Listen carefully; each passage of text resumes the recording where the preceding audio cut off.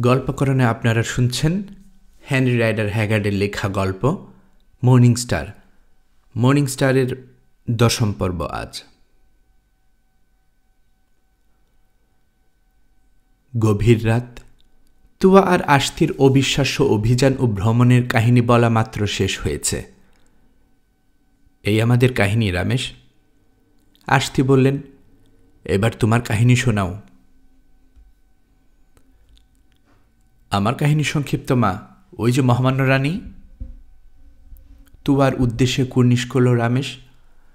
ওর নির্দেশে নীল নদের উপর দিয়ে এই শহরে এসে পৌঁছাই। বরু রাজা তার ছেলের মৃত্যুর কথা শুনেই খেপে গিয়ে আমাকে হত্যা করার নির্দেশ দেয়, কিন্তু তার সেই নির্দেশ পালনের জন্য কেউ এগিয়ে আসার আগেই আমার সৈনিকদের নিয়ে তাকে আক্রমণ করি। তার কিছু সৈন্যও আমার সঙ্গে যোগ দেয়। তারপর আর কি, রাজা মারা গেল। তাতে এখানকার কেউ তেমন দুঃখ পেয়েছে বলে মনে হয়নি। প্রজারা তার জায়গায় আমাকে বসিয়ে দিল। সেই থেকে এখানকার মানুষের অভাব অভিযোগ দূর করার চেষ্টা করে যাচ্ছি। অনেক আগে মিশরে ফিরে গিয়ে এই বিজয় সংবাদ দিতাম, কিন্তু গুপ্তচরদের কাছে ওখানকার খবরাদি শুনে আর যাওয়ার ইচ্ছে হয়নি। কি বলেছে শুনবে?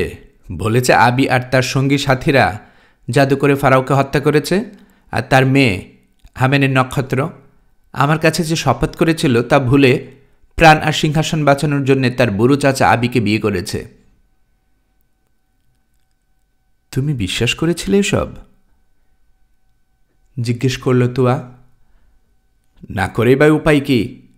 সবাই শপথ করে বলেছে তারা মেম্বিসে এবং আরও কয়েক জায়গায় মহামান্য রানীকে সিংহাসনে বসে আবিকে নানা কাজে কুত্তার মতো খাটাতে দেখেছে। আমি কি করে জানবো ওটা রানী নয়, রানীর দ্বিতীয় সত্তা? আমার মনে হয় আবি এতদিনে জেনে গেছে সে কাকে বিয়ে করেছে, বলল তুয়া। কিন্তু আমরা এখন কি করব? প্রথমে আমাকে বিয়ে, তারপরেরটা পরে ভাবলেও চলবে, পরামর্শ দিল রামেশ। হ্যাঁ, প্রতিশ্রুতি মতো বিয়ে তোমাকে করব, তবে একটা মাত্র জায়গায়, মিশরে আমেনের মন্দিরে। তার আগে আমার সিংহাসন উদ্ধার করে দাও। সেটা করা যাবে, বলল রামেশ, কিন্তু কি করে তা আমি জানি না। অন্য একজন বসে আছে তোমার সিংহাসনে, সে সরে যেতে নাও চাইতে পারে। ওকে আমরা একটা খবর পাঠিয়ে দেব বাবা, বললেন আশতি। এখন তুমি যাও, আমরা ঘুমোব। খবর যে পাঠাবে, কাকে দিয়ে পাঠাবে? জিজ্ঞেস করল রামেশ। এত বছর ধরে তুমি আমাকে চেনো, অথচ জানো না আমার অনেক ভৃত্য আছে যাদের দেখা যায় না।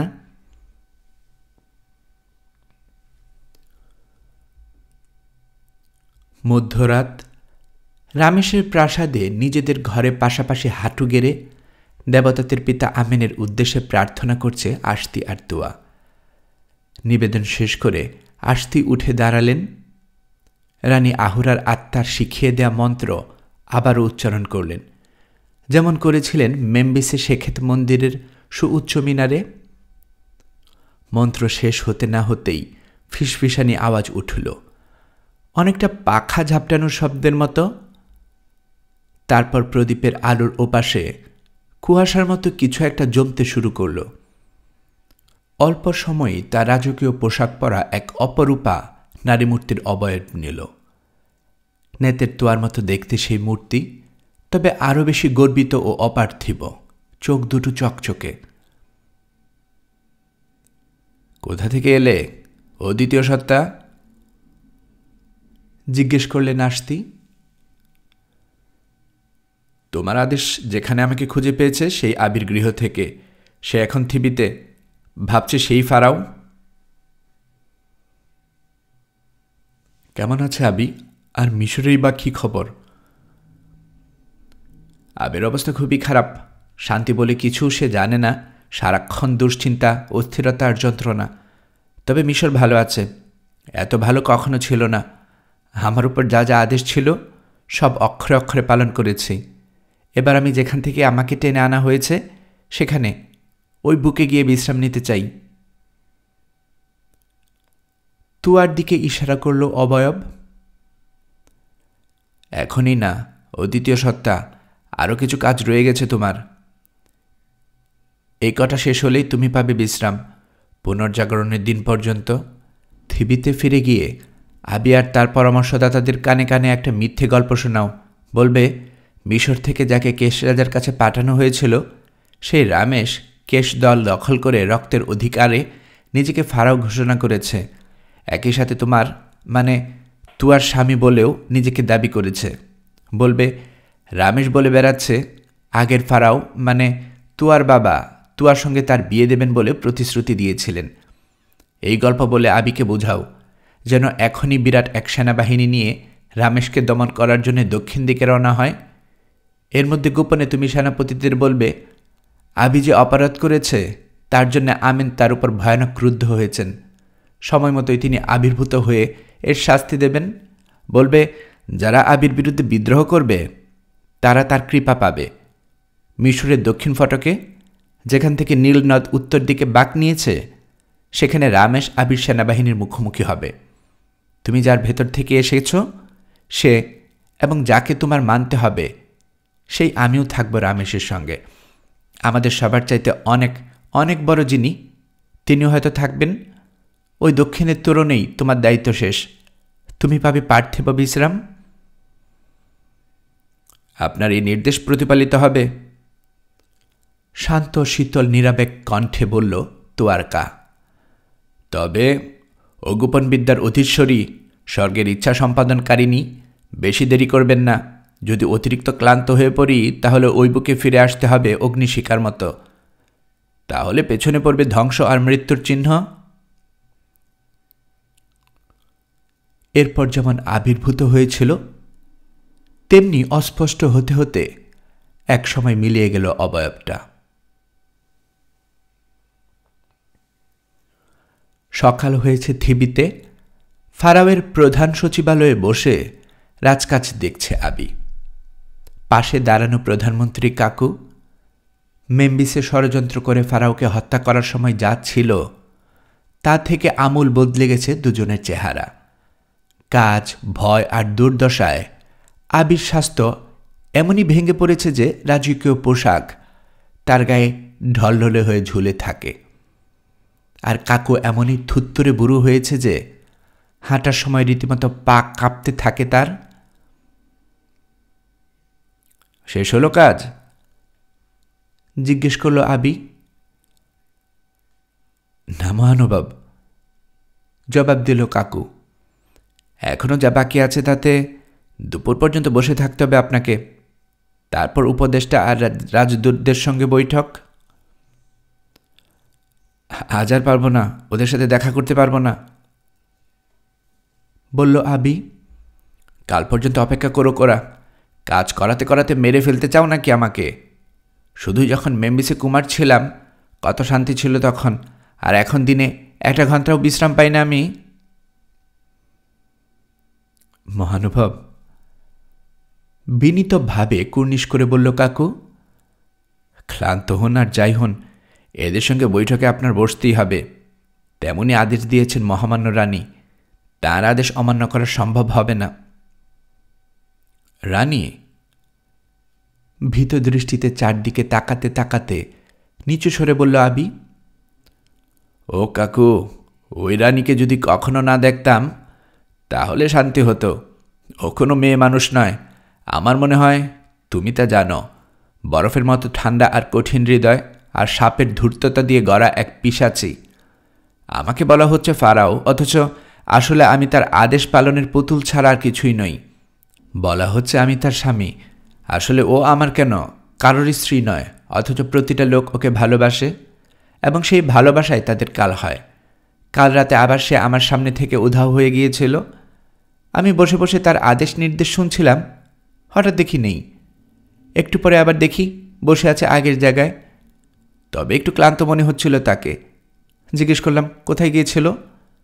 বলল 1 বছর আমি যত দূর যেতে পারবো তার চেয়েও বেশি দূরে। আমাকে যতটা ঘৃণা করে ততটাই ভালোবাসে যাকে গিয়েছিল তার কাছে? কে হতে পারে সেটা বলো তো কাকু। মনে হয় রমেশ। নিজেকে সে কেশ এর রাজা বলে ঘোষণা করেছে। ভয়ে ভয়ে জবাব দিল কাকু। রানী যখন মানবী ছিলেন তখন ভালোবাসতেন ছেলেটাকে। এখন যে তিনি কাকে ভালোবাসেন তা কেবল শয়তানই জানে। আমরা সবাই এখন তার কবজায়। তার কথা মতো কাজ না করলে মৃত্যু এড়ানো যাবে না।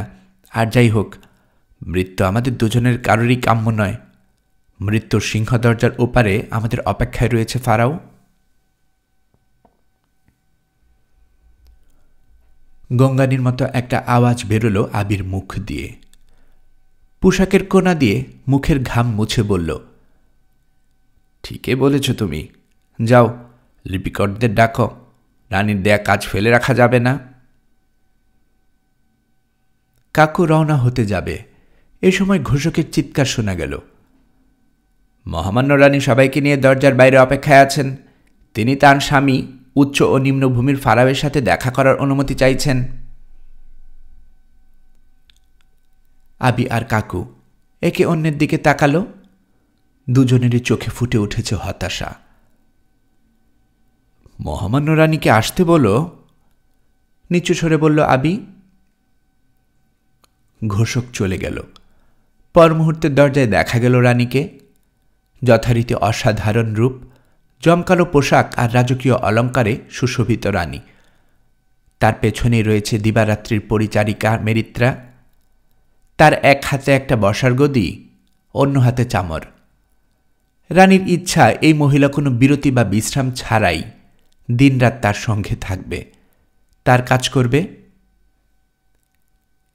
এটাই এক আতঙ্ক। এর বাইরেও আবি আর কাকুর মতো মৃত্যু ভয় মেরিত্রাকেও সবসময় তাড়া করে ফেরে। ফলে এককালে মেরিত্রার মুখটা সুন্দর থাকলেও এখন তাতে কালি পড়েছে, দেহের বাঁধুনি গেছে টুটে। মেরিত্রার পেছন পেছন এলো রক্ষী আর উচ্চ মর্যাদার পুরোহিতরা। তাদের পর রাজপরিষদের সদস্যবর্গ এবং সেনাবাহিনীর অধিনায়কগণ। ধীর পায়ে কামরার মাঝ দিয়ে হেঁটে গিয়ে আবির সিংহাসনের সামনে গিয়ে দাঁড়ালো রানী। ইশারা করতেই আবির পায়ের কাছে গদি পেতে দিল মেরিত্রা। গদির উপর হাঁটু গেড়ে বসে রানী বলল, পতিব্রত স্ত্রী হিসেবে স্বামী ফারাওয়ের কাছে একটা আর্জি নিয়ে এসেছি। পুরো দরবারের সামনেই তা বলতে চাই। ওঠো ওঠো, শস্যব্যস্ত হয়ে বলল আবি। উঠে কথা বলো রানী, আমার সামনে তোমার হাঁটু গেড়ে বসা মানায় না। না, রানী হলেও ফারাওয়ের কাছে আর্জি ফারাওয়ের সামনে হাঁটু গেড়ে বসেই জানাতে হবে, সেটাই শুভন। বলল বটে, তবে উঠেও দাঁড়ালো। তাড়াতাড়ি একটা আসন এনে দেয়া হলো। তাতে বসে রানী আবার বলল, মহামহিম ফারাও, কাল রাতে স্বপ্নে দেখলাম সেনাধ্যক্ষ রামেশকে। রামেশ হচ্ছে মারমিসের ছেলে। আমাদের বংশের আগে যারা মিশন শাসন করত তাদের শেষ উত্তরাধিকারী। এই রামেশ কেশ এর যুবরাজকে হত্যা করেছিল।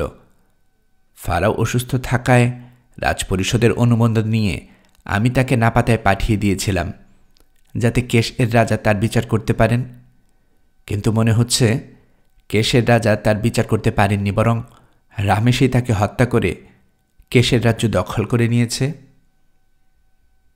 স্বপ্নে দেখলাম উচ্চবিলাসী রামেশ শুধু কেশ রাজ্য নিয়ে সন্তুষ্ট থাকতে রাজি নয়, সে আপনাকে হত্যা করার জন্যে মিশর আক্রমণের পরিকল্পনা করেছে। মিশর দখল হয়ে গেলে প্রাচীন রক্তের অধিকারে সে নিজেকে ফারাও ঘোষণা করতে চায়। শুধু তাই নয়, সিংহাসনের উপর তার অধিকার যাতে নিরঙ্কুশ হয়, সেজন্য সে আমাকে পেতে চায় তার স্ত্রী হিসেবে। আবি বলল, এই রামেশ যেমন দুর্নিবৃত্ত বলে শুনেছি, তাতে তার পক্ষে এমন পরিকল্পনা করা খুবই সম্ভব। তবে এ নিয়ে তেমন উদ্বিগ্ন হবার কিছু আছে বলে আমার মনে হয় না, কারণ এই মুহূর্তে সে রয়েছে নাপাতায়, যেখান থেকে এখানে আসতে সময় লাগে কয়েক মাস। তাছাড়া তার সঙ্গে খুব বেশি সৈন্য নেই। তাহলে দুশ্চিন্তা কি? মহান ফারাও, স্বপ্ন শুধু এতটুকুই নয়। স্বপ্নে আমি দুটি দৃশ্য দেখেছি। প্রথমত, রামেশ থিবে আক্রমণ করে দখল করে নিয়েছে এবং আমাকে ধরে তোমার লাশের উপর দিয়ে হিড়হিড় করে টেনে নিয়ে যাচ্ছে। দ্বিতীয় দৃশ্য হল, তুমি তোমার সেনাবাহিনী নিয়ে দক্ষিণ ভূমির তোরণে রামেশের মোকাবেলা করে তাকে হত্যা করার পর কেশ রাজ্য এবং তার স্বর্ণনগরী দখল করে মিশরের অন্তর্ভুক্ত করেছ এবং মৃত্যুদিন পর্যন্ত তা শাসন করছ। দুটো স্বপ্ন যদি থেকে থাকে তাহলে তুমি বলো রানী, কোনটাকে আমি ধরব? দুটোই তো সত্যি হতে পারে না, তাই না? আমি তা কেমন করে জানব? তোমার পক্ষেও জানা সম্ভব নয়। তবে তোমার পাশে একজন আছে, তার পক্ষে সম্ভব। কাকুর দিকে ইশারা করল রানী। উনি একই সঙ্গে জাদুকর এবং দেবতাদের ইচ্ছার ব্যাখ্যাকার। ওকেই বলে বিষয়টা পরিষ্কার করতে হবে। মহামান্য রানী, তোতলাতে তোতলাতে বলল কাকু, এটা বড় উঁচু পর্যায়ের ব্যাপার। আমার জ্ঞান হেন্নাকাল পাবে না। আমি বলতে, তুমি সবসময় অতি বিনয়ী কাকু। তাকে থামিয়ে দিয়ে বলল রানী, মহানুভব ফারাও, ওকে আদেশ করো যাতে ওর জ্ঞানের ছটায় আমাদের কিছুটা আলোকিত করে। আমার কোনো সন্দেহ নেই ও সত্য জানে। হ্যাঁ, ও জানে, বলল আবি। ও সবই জানে কাকু। আর দেরি নয়, মহামান্য রানীর স্বপ্নের অর্থ ব্যাখ্যা করো। আমি পারবো না, বলবো না, তো করে বলল কাকু। আমার স্ত্রী মেরিত্রাকে বরং জিজ্ঞেস করুন। ওই যে ওখানে, ও আমার চেয়ে বেশি জ্ঞান রাখে এসব ব্যাপারে। মেরিত্রার ব্যাখ্যা এর মধ্যে আমি শুনেছি বন্ধু, বলল রানী। আমরা তোমার ব্যাখ্যা শোনার অপেক্ষায় আছি।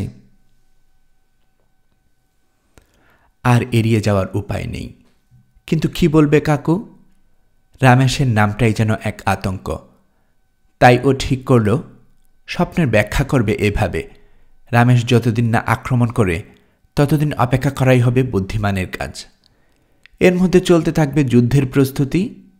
কিন্তু কথা বলতে শুরু করেই কাকু অনুভব করল রানীর জলজলে চোখ দুটো সেটি আছে তার মুখের উপর।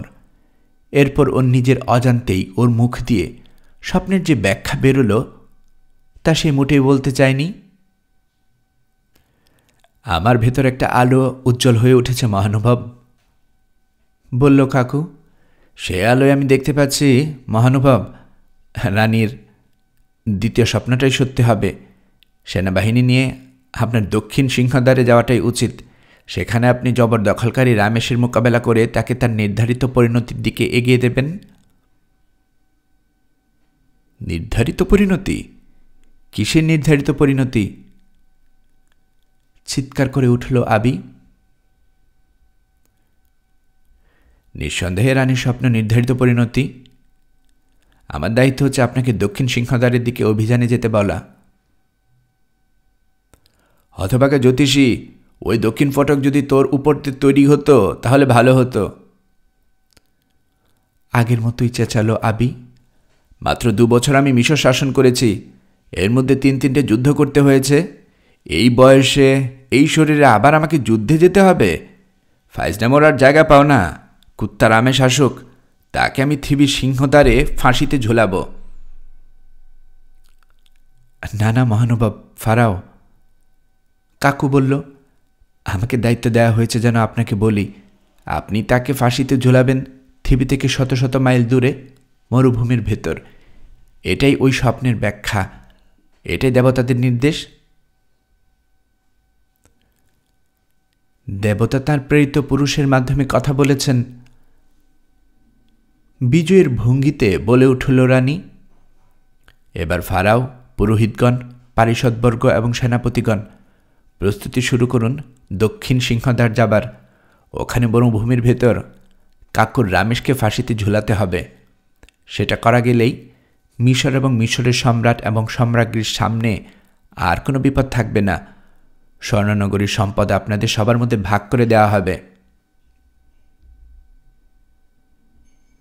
হ্যাঁ, যত শিগগিরই সম্ভব আমাদের রওনা হতে হবে। মহামান্য রানীও থাকবেন আমাদের সাথে। সমস্বরে বলল পুরোহিত, পারিষদ আর সেনাপতিরা। তাদের সবার উপরে শোনা গেল কাকুর তীক্ষ্ণ কণ্ঠস্বর। এবারও তার অনিচ্ছাতেই তার মুখ দিয়ে বেরোল এই সম্মতি। হ্যাঁ হ্যাঁ, আমিও যাব, বলল রানী। আমি নারী হতে পারি, তাই বলে আমার স্বামী ফারাও যে কাজে যাওয়ার সাহস দেখাচ্ছেন, আমি তাতে পিছুপা হতে পারি না। নতুন চাঁদ উঠলে আমরা রওনা হব।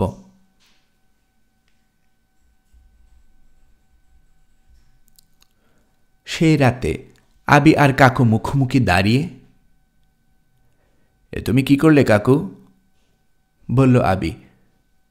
তোমার কি মনে নেই মেম্বিসে আমার সেই ভয়ানক স্বপ্নে মৃত ফারাও তার মেয়েকে বিয়ে করতে বলার পাশাপাশি আর কি বলেছিল?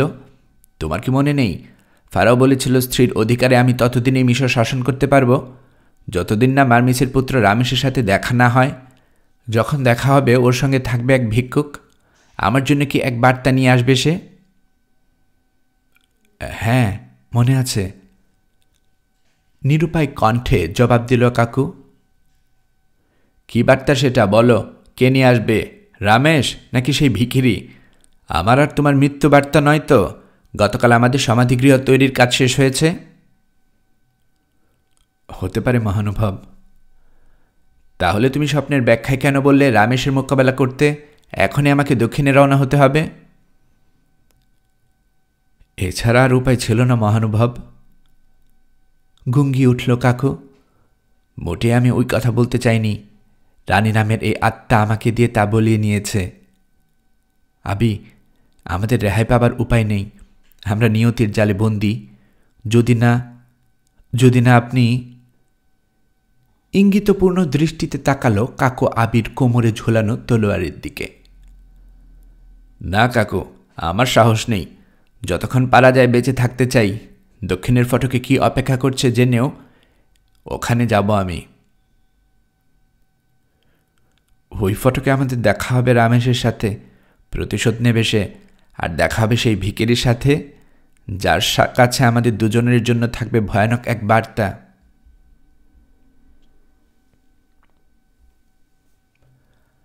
3 মাস পর ফারাওয়ের বিরাট বাহিনী তাঁবু ফেলেছে দক্ষিণ ফটকের কাছে। নীল নদের 2 তীরে নোঙ্গর ফেলেছে শত শত যুদ্ধজাহাজ। যুদ্ধের প্রস্তুতি চলছে। গুপ্তচরেরা খবর এনেছে কেশের রাজা রামেশ দ্রুত ধেয়ে আসছে দক্ষিণ ফটকের দিকে। তবে তার সাথে সৈন্য খুব কম, এত কম যে সহজে তাদের পরাস্ত করতে পারবে মিশরীয় বাহিনী। সুতরাং আরও এগিয়ে যাওয়ার কষ্ট না করে আবি অপেক্ষা করতে লাগল। ভয়াবহ রানীও তাকে পীড়াপিড়ি করেনি। কদিন পর এক সন্ধ্যায় যখন সূর্য ডুবছে, গুপ্তচর খবর নিয়ে এলো রামেশ তার বাহিনী নিয়ে এসে গেছে। নীল নদের ডান তীরের পাহাড়ি এলাকা দখল করে সেখানকার হাজার হাজার বছরের পুরনো আমেন মন্দিরের কাছে তাঁবু ফেলেছে। ভালোই হলো, কালই ফারাও গিয়ে ওকে শায়েস্তা করবেন, তাই না ফারাও? বলে রানী চকচকে চোখে তাকালো আবির দিকে। হ্যাঁ হ্যাঁ, যত শিগগিরই এর শেষ হয় ততই ভালো, বলল আবি। একেবারে বিধ্বস্ত হয়ে গেছি আমি। যত তাড়াতাড়ি সম্ভব থিবিতে ফিরতে চাই।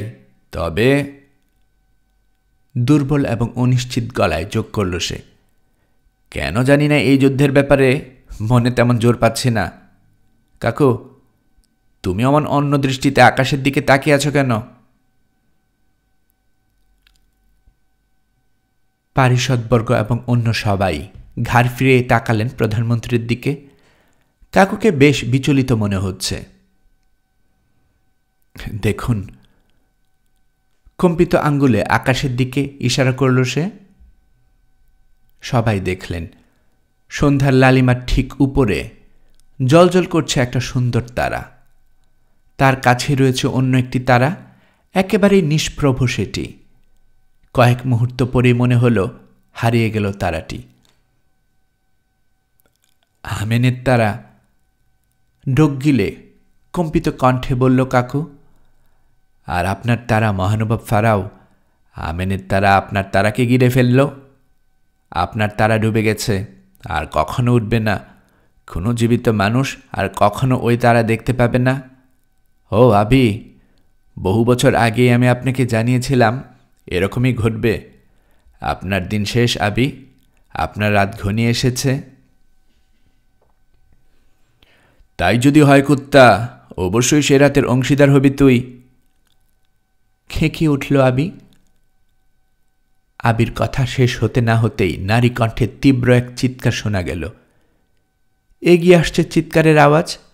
একটু পরেই ঝড়ের মতো সেখানে ঢুকল কাকুর স্ত্রী মেরিত্রা। দেবতাদের প্রতিহিংসা! চিৎকার করে উঠল সে। দেবতাদের প্রতিহিংসা নেমে আসছে, শুনুন আবি। একটু আগে ভয়ানক এক স্বপ্ন দেখেছি। রাতে ঘুমাতে পারি না আমি, তাই একটু ফাঁক পেয়ে শুয়েছিলাম বিকেলে। ঘুমের মধ্যে স্বপ্নে দেখলাম মৃত ফারাওয়ের আত্মা আমার সামনে এসে দাঁড়িয়েছে। যাকে আমরা জাদুর কৌশলে হত্যা করেছি তিনি আমার সামনে এসে বললেন, খুনি আবি, আর তোমার স্বামী বদমাস জাদুকর কাকুকে গিয়ে বলো আরেকটু সূর্য অস্ত যাবার আগেই আমি তাদেরকে আমার কাছে আসার নির্দেশ দিয়েছি। তুমিও আসবে তাদের সঙ্গে। মৃত্যু আপনার দরজায় পৌঁছে গেছে আবি। মৃত্যু আর দেবতাদের ভয়ঙ্কর প্রতিশোধ। বলতে বলতে অজ্ঞান হয়ে পড়ে গেল মেরিত্রা। ফেনা বেরোতে লাগলো মুখ দিয়ে। প্রচণ্ড ভয়ে আবি পাগলের মতো হয়ে গেল। জাদুকর ডাইনি ওরা! চিৎকার করে উঠল সে। ওরা আমাকে জাদু করবে? কে আছো? ধরে নিয়ে গিয়ে আটকে রাখো দুজনকে, আর কাকুকে চাপকাও যতক্ষণ না পর্যন্ত ওর সুমতি হয়। কাল রামিশকে হত্যা করার পর এই জাদুকরকে আমি জাহাজের মাস্তুলে ঝুলিয়ে ফাঁসি দেব। হেসে উঠে রানী আবির কথারই প্রতিধ্বনি করল। হ্যাঁ হ্যাঁ, আমার স্বামী, কাল তুমি রামিশকে হত্যা করার পর এই জাদুকরকে মাস্তুলে ঝুলে ফাঁসি দেয়া হবে। ভয়ের কিছু নেই, যাই ঘটুক আমি দেখব যেন ফাঁসিটা হয়।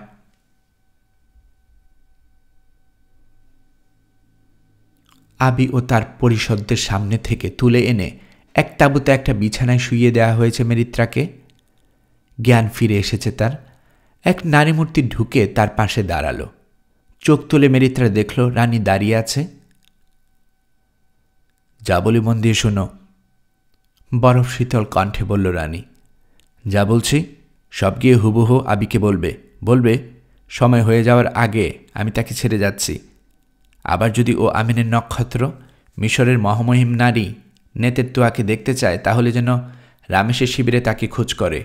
পাহাড়ি শিবিরের মাঝখানে আমিন মন্দিরে তাকে পাওয়া যাবে। অদৃশ্য হয়ে গেল রানীর অবয়ব।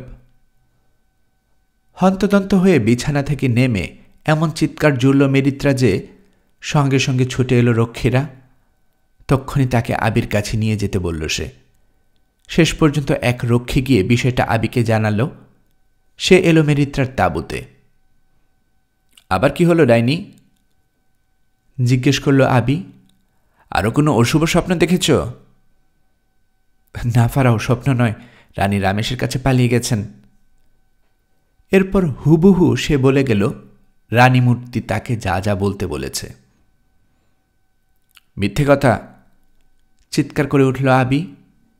তিন সারি রক্ষাবহু ভেদ করে পালাবে কি করে? তাহলে খুঁজে দেখুন মহানুভব ফারাও।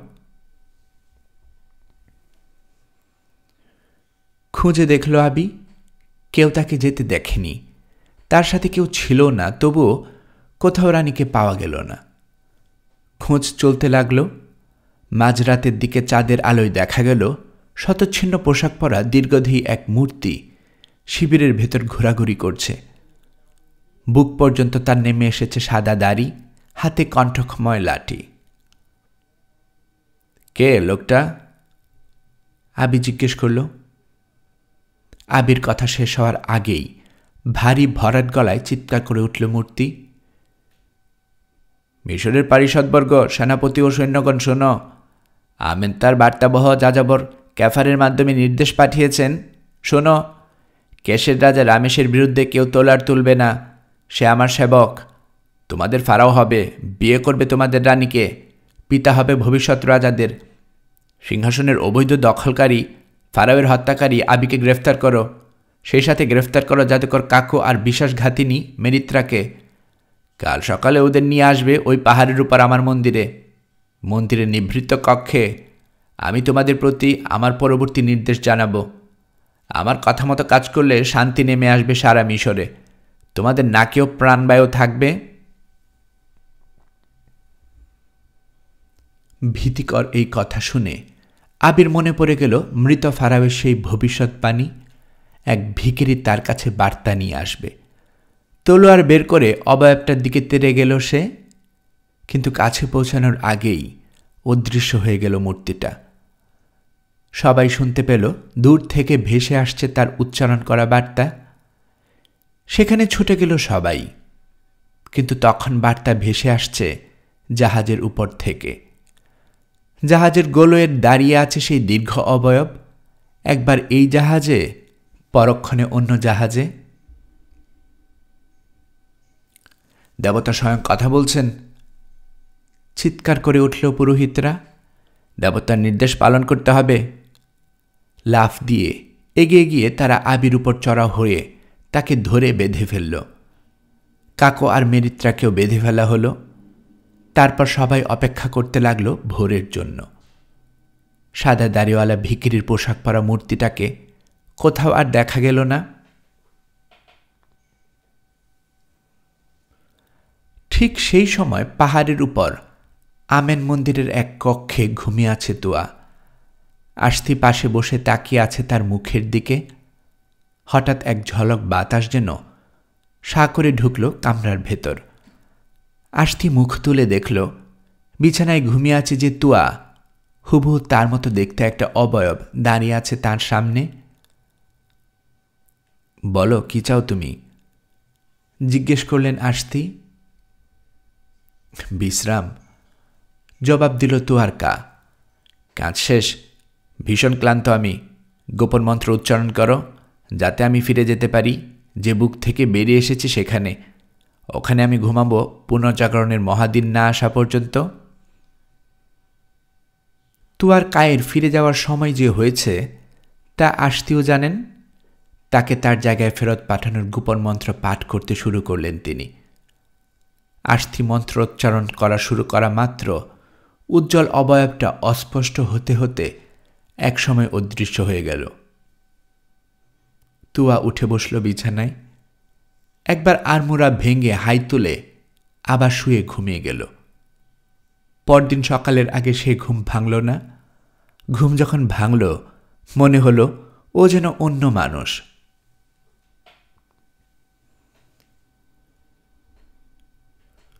আমিনের নির্দেশে যা তোমার ভেতর থেকে বেরিয়ে গিয়েছিল, কাজ শেষে সে আবার ফিরে এসেছে বলেই অমন মনে হচ্ছে, বললেন আস্তি। এখন উঠে পড়ো, সেজেগুজে নাও, আজ তোমার বিজয় আর বিয়ের দিন। সূর্য যখন উঠছে ঘর থেকে বেরিয়ে এলো তুয়া। সুন্দর সকালটার চেয়েও সুন্দর দেখাচ্ছে ওকে। মন্দিরের ফটকে দেখা হলো রামেশের সঙ্গে। বর্ম পরে যুদ্ধের জন্য তৈরি। নিচ থেকে ভেসে আসছে অনেক মানুষের কোলাহল। কিসের আওয়াজ? রামেশের চোখে চোখে তাকিয়ে জিজ্ঞেস করল তুয়া। ও নীল চোখের দৃষ্টিতে ফুটে উঠেছে প্লাবনের সময় নীল নদের উপচে পড়া পানির চেয়েও বেশি ভালোবাসা। মনে হয় আবি আমাদের আক্রমণ করতে আসছে রানী। হাঁটু পর্যন্ত মাথা নুইয়ে বসল, বলল রামেশ। তোমার জন্য ভয় হচ্ছে আমার। আমাদের সৈন্য সংখ্যা খুব কম, আর ওর রয়েছে বিরাট বাহিনী। হাবিবা, অন্য কাউকে তোমার আর ভয় পেতে হবে না রামেশ। যদিও আজ তোমার স্বাধীনতা হারানোর দিন। মিষ্টি একটু হেসে বলল তুয়া। রামেশ বুঝতে পারল না শেষের কথাটা কি বোঝাতে চাইল তুয়া। ও আর কিছু বলার আগেই ওর বাহিনীর 2 কর্মকর্তা এলো ছুটতে ছুটতে, জানালো আবি সেনাবাহিনীর পক্ষ থেকে শান্তি প্রস্তাব নিয়ে এসেছে এক দল দূত। তাদের নেতৃত্বে আছে কয়েকজন পুরোহিত। আমার সেনাপতিদের আসতে বলো, আর পুরোহিতদেরও নিয়ে এসো, নির্দেশ দিল রামেশ। তবে সবাইকে হুঁশিয়ারি করে দাও, শান্তি প্রস্তাবের আড়ালে ওদের কোনো কুমতলব থাকতে পারে। এসো রানী, তোমার সাথে ওরা কথা বলবে। আমি তো তোমার কেশ প্রদেশের সাধারণ একজন সেনাপতি।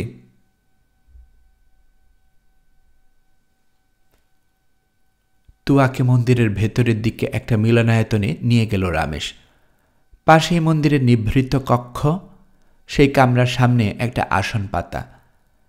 রমেশের অনুরোধে তুয়া মিশরের পরাক্রমশালী রানী হিসেবে বসল সেই আসনে। একটু পরেই রমেশের সেনা কর্মকর্তাদের সাথে সেখানে এলেন শান্তিদূতেরা। তাঁদের সঙ্গে রয়েছে 3টা ঢাকনা বন্ধ পালকি।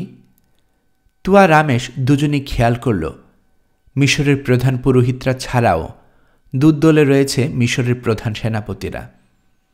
পালকি বহনকারী সৈনিকরা ছাড়া বাকি সবাই উপর হয়ে শুয়ে পড়ে রানীকে সম্মান জানালেন। তারপর তাদের ভেতর থেকে এগিয়ে এলেন থিবি আমেন মন্দিরের সম্মানিত প্রধান পুরোহিত। তুয়ার সামনে গিয়ে দাঁড়ালেন মাথা নিচু করে। তুয়া হাত নেড়ে তাকে কথা বলার নির্দেশ দিলেন। ও আমেনের ভোরের তারা, শুরু করলেন প্রধান পুরোহিত। কাল রাতে আপনি আমাদের শিবির ছেড়ে আসার পর আমাদের কাছে এক দূত আসেন, দেবতাদের পিতা।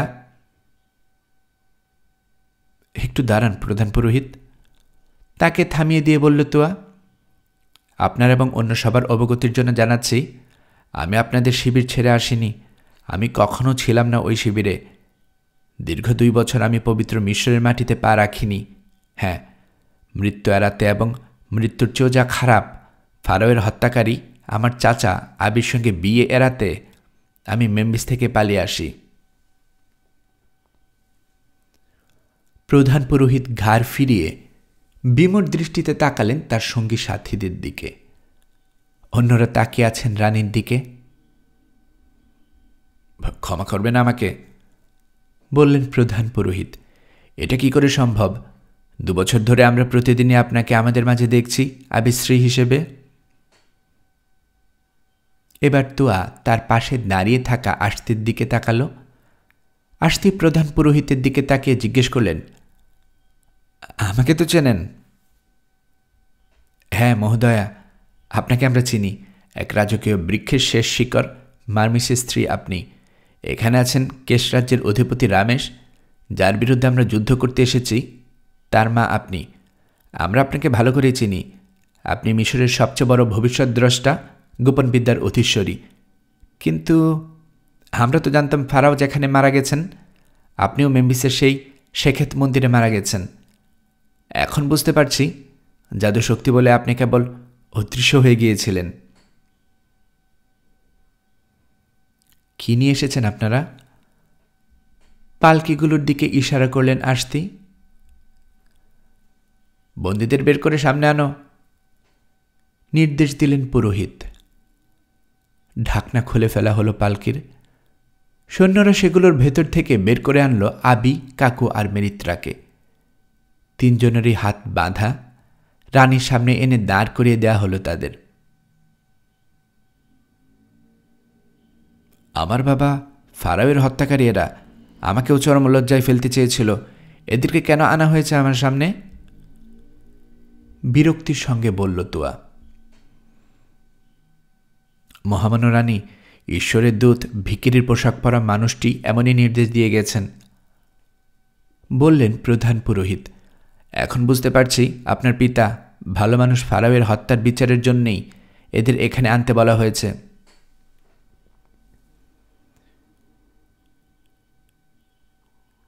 স্ত্রী কি কখনো স্বামীর বিচার করতে পারে? জিজ্ঞেস করল আবি। শুনুন জনাব, আমি কখনোই আপনার স্ত্রী ছিলাম না, বলল তুয়া। কি করে আপনার স্ত্রী হব, যেখানে ফারাও মারা যাবার পর থেকে আপনাকে আমি দেখিনি? শুনুন, সবাই শুনুন সেই আশ্চর্য কাহিনী। আমার জন্মের সময় আমেন আমার মধ্যে একটা কা দিয়েছিলেন। প্রধান পুরোহিত, আপনার তো বিষয়টা জানার কথা। আমেন চেয়েছিলেন আমার এই কা, অর্থাৎ সত্তার মধ্যেকার সত্তা, আমাকে বিপদ আপদ থেকে রক্ষা করবে। বিপদ যখন এলো, আমার পালক মা আশতি, জাদুকরি আশতি, তাকে ডেকে আনলেন।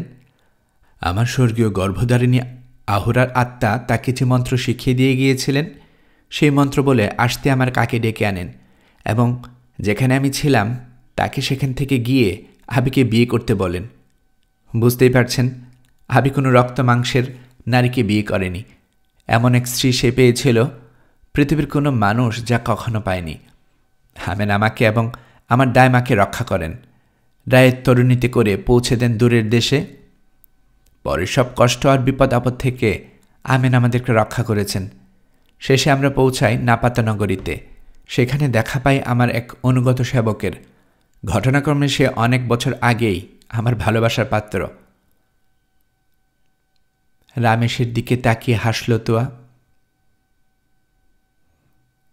এর মধ্যে আমার ছায়া, আমার দ্বিতীয় সত্তা, আমাকে যে কাজ দেয়া হয়, মিশর শাসন করা আর আবির সর্বনাশ ঘটানো, তা সে নিষ্ঠার সঙ্গে করে গেছে। গতরাতে সে আমার ভিতর ফিরে এসেছে। আমার জীবনকালে তাকে আর কেউ দেখতে পাবে না, তবে মৃত্যুর পর আমার সমাধি মন্দিরে গেলে তার দেখা পাওয়া যেতেও পারে। এখন আপনারা বিবেচনা করুন, আমার এই কাহিনী সত্যি কিনা, আর আমি সত্যি আমিনের কন্যা নেতৃত্বা কিনা।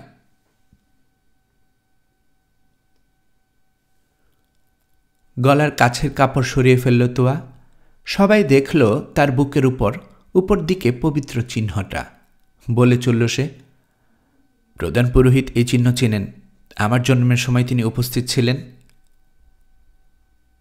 বৃদ্ধ পুরোহিত এগিয়ে এসে ভালো করে দেখে বলল, সেই চিহ্নই। এখানে আপনাদের সামনে আলো ছড়াচ্ছেন আমিনের নক্ষত্র, আর কেউ নন। কিন্তু অনেক কিছুই এখন আমাদের অজানা রয়ে গেছে। আসছি, আপনি পুরো ঘটনা আমাদের শোনান। আসতে একটু সামনে এগিয়ে বলতে শুরু করলেন, কোনো কিছুই বাদ দিলেন না। তারপর রামেশ বলল তার কাহিনী। তার সঙ্গে সামান্য যোগ করল রানী নেতৃত্বা। সবার কাহিনী যখন শেষ হলো তখন সূর্য মাথার উপর উঠে এসেছে। তবু কেউ ক্লান্ত হয়নি, কেবল আবি, কাকু আর মেরিত্রা ছাড়া। এই তিনজন প্রতিটা শব্দে শুনছে মৃত্যু। অখণ্ড নীরবতা মিলনায়তনে, কারো মুখে কথা নেই। প্রধান পুরোহিত এতক্ষণ মাথা নিচু করে শুনছিলেন। এবার উপর দিকে তাকিয়ে চিৎকার করে উঠলেন, ও আমেন, এ রানীর আত্মার পিতা, আপনার অভিপ্রায় কি জানান, যাতে আমরা শিখতে পারি, প্রতিপালন করতে পারি। আবারও কিছুক্ষণের নিস্তব্ধতা। হঠাৎ পেছনে নিভৃত কক্ষ, যেখানে দেবতা প্রতিমা রয়েছে, সেখান থেকে পাথরের মেঝেতে লাঠি ঠোকার আওয়াজ ভেসে এলো। নিভৃত কক্ষের পর্দা সরে গেল। সেখানে দেখা গেল অতি প্রাচীন এক শুশ্রমণ্ডিত অবয়ব। চোখ দুটো পাথরের মতো ভাষাহীন, পরনে ভিখিরির শতছিন্ন পোশাক। ইনি সেই বৃদ্ধ যিনি মরুভূমিতে দেখা হওয়ার পর তুয়া ও আস্তের খাবার খেয়ে নিয়েছিলেন, যিনি মরুরাজ্যের রাজার কবল থেকে তাদের রক্ষা করেছিলেন, যিনি গতরাতে আবি শিবিরে গিয়ে ঈশ্বরের নির্দেশ শুনিয়ে এসেছিলেন। আমি সেই বার্তাবহ, সৃষ্টির শুরু থেকে যাকে ক্যাফার নামে ডাকা হয়, বললেন তিনি। আমি মরুপ্রান্তরের বাসিন্দা, যাকে তোমাদের পূর্বপুরুষরা চিনবে উত্তর পুরুষরাও। আমি দান ভিক্ষা করে নেই এবং জীবন ও মৃত্যুর মাধ্যমে তা পরিশোধ করি। আমি লিপিকর থটের কলম, ওসিবিসের চাবুক।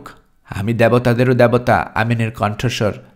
মিশরের মানুষ, শোনো, অকারণে বা সামান্য কারণে এত কিছু ঘটনা হয়নি। তোমরা জেনে নাও, এসবের পেছনে আছে স্বর্গের বিশেষ পরিকল্পনা। পৃথিবীতে বিচার আর বিচারের পর দণ্ডবিধান। ঈশ্বরের একনিষ্ঠ সেবক ফারাওকে অন্যায়ভাবে হত্যা করেছে তারই ভাই, যাকে সে বিশ্বাস করেছিল। ফারাওয়ের কন্যা, আমেনেরও কন্যা নেতৃত্বাকে ঠেলে দেওয়া হয়েছিল চরম অবমাননার মধ্যে। রাজকীয় বংশের উত্তরাধিকারী রামেশকে পাঠানো হয়েছিল, যাকে সে ভালোবাসে, এবং যে তাকে ভালোবাসে তার থেকে অনেক অনেক দূরে বিপদ আর মৃত্যুর মুখে। এসবই ঈশ্বরের নির্দেশ।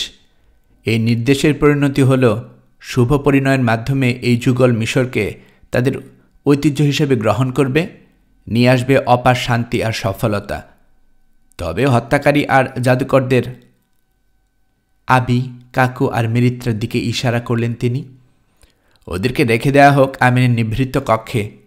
কি প্রাপ্য তিনি পাঠান তাদের জন্য, তার অপেক্ষায় থাকবে তারা। কথা শেষ করেই যেখান থেকে এসেছিলেন সেখানে চলে গেলেন ক্যাফার। সেই প্রজন্মের কেউ আর কখনো তাকে দেখেনি। ক্যাফারের নির্দেশ মতো আবি, কাকু আর মিরিত্রাকে বাঁধন খুলে ঠেলে দেয়া হলো অন্ধকার নিভৃত কক্ষে দেবতার বিরাট প্রতিমার সামনে। বন্ধ করে দেয়া হলো দরজা। ভেতরে তারা আর্তনাদ করে কাঁদতে কাঁদতে অভিশাপ দিতে লাগল। আর বাইরে প্রধান পুরোহিত রামেশ আর তুয়ার হাত মিলিয়ে দিয়ে তাদের চিরদিনের জন্য স্বামী স্ত্রী হিসেবে ঘোষণা করলেন। বিয়ের পর সোনার রথে চেপে নবদম্পতি ফারাও ও তার রানী মিশরের সংবর্ধনায় যোগ দিল এবং অল্প আগে যারা থিবির পথে রওনা হয়েছিল এগিয়ে গিয়ে তাদের আনুগত্য গ্রহণ করল। রাতেই তারা ফিরে এসে পাশাপাশি বসে যোগ দিল বিয়ের ভোজে। আরও একবার তুয়া তার হাতির দাঁত ও সোনায় তৈরি বীণা বাজিয়ে সেই প্রাচীন প্রেমের গানটা গাইল। রামেশ আর আমিনের ভোরের তারা তুয়ার মিলনে স্বর্গেও আনন্দের ফুল ধারা বয়ে গেল। হাজার হাজার বছর আগে তারা অমর্ত্যলোকে চলে গেলেও সেই আনন্দ ধারা এখনো তাদের সাথী হয়ে আছে। কিন্তু পরদিন ভোরবেলায় আসতে যখন বিরাট দরজা খুলে আমিনের নিভৃত কক্ষে উকি দিলেন, ভয়াবহ এক দৃশ্য তার চোখে পড়ল। বিশাল দেব প্রতিমার পায়ের কাছে পড়ে আছে ভাতৃঘাতী আবি, জাদুকর কাকু আর বিশ্বাসঘাতিনী মেরিত্রার মৃতদেহ। তারা নিজেরাই নিজেদের অথবা একজন আরেকজনকে হত্যা করেছে। দেবতার পাথরে চোখ দুটো তাকিয়ে আছে সেদিকে।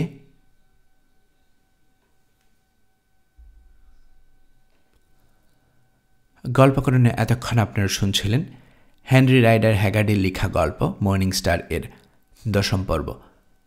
10ম পর্বের মাধ্যমে পুরো গল্পটা আমরা এখানেই শেষ করছি। আমি নিয়মিতভাবে গল্প পাঠ করে আপনাদেরকে শোনাচ্ছি। গল্প পাঠ যারা ভালো মনে করছেন তারা এই গল্পের চ্যানেলটি সাবস্ক্রাইব করতে পারেন, আর এই গল্পটি আপনার বন্ধুবান্ধব প্রিয়জন সবার কাছে শেয়ার করতে পারেন। তাতে করে তারা এই গল্পটি শোনার সুযোগ পাবে। আপনারা ভালো থাকবেন সে প্রত্যাশা এখানে বিদায় নিচ্ছি।